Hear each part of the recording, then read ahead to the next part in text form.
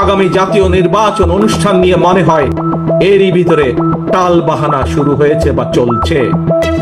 কথিত অল্প সংস্কার আর বেশি সংস্কারের অভিনব শর্তের আবর্তে ঘুরপাক খাচ্ছে আগামী জাতীয় নির্বাচনের ভবিষ্যৎ। এরই ভিতরে জনগণ বিশ্বাস করতে শুরু করেছে সংস্কার নিয়ে সময় ক্ষেপণের আড়ালে অন্তর্বর্তীকালীন সরকারের ভেতরে এবং বাইরে কারো কারো মনে হয় কিছু ভিন্ন উদ্দেশ্য রয়েছে।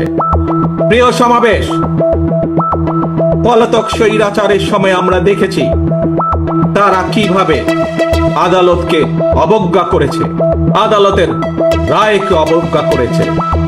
অত্যন্ত দুঃখের সাথে বলতে হয়, পলাতক স্বৈরাচারের পরে যেই সরকারের কাছে দেশের মানুষ আশা করেছিল যে আইনের প্রতি সম্মান থাকবে, আমরা দেখেছি আদালতের রায়ের প্রতি সম্মান না দেখিয়ে যারা ইশরাক হোসেনকে ঢাকা দক্ষিণের মেয়রের দায়িত্ব গ্রহণে বাধা সৃষ্টি করেছে, সেই স্বৈরাচারের সেই একই যে ঘটনা সেটির পুনরাবৃত্তি আমরা দেখতে পাচ্ছি।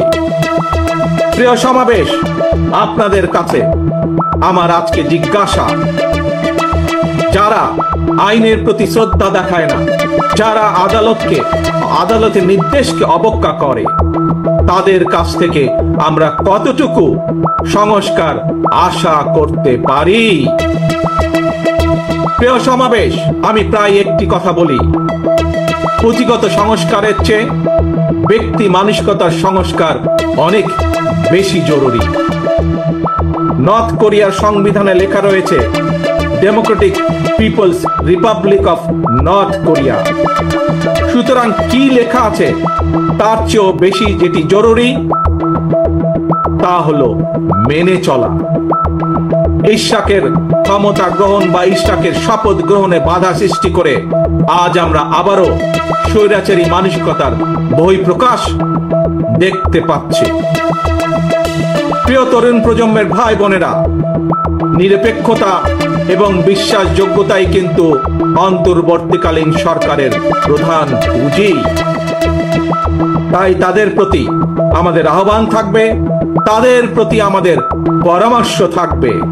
জনগণের বিশ্বাস ভালোবাসা নষ্ট হয় অন্তর্বর্তীকালীন সরকারের এমন কোনো পদক্ষেপ নেওয়া ঠিক হবে না।